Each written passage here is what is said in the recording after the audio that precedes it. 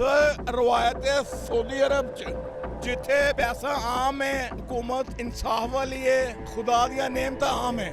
ਪਾਕਿਸਤਾਨ 'ਚ ਉਲਟ ਚੱਕਰ ਚੱਲ ਗਿਆ 2000 ਤੋਂ ਤੇ ਇੱਥੇ ਦਾਵਤ ਦਾ ਕੋਈ ਕਨਸੈਪਟ ਨਹੀਂ ਹੈਗਾ।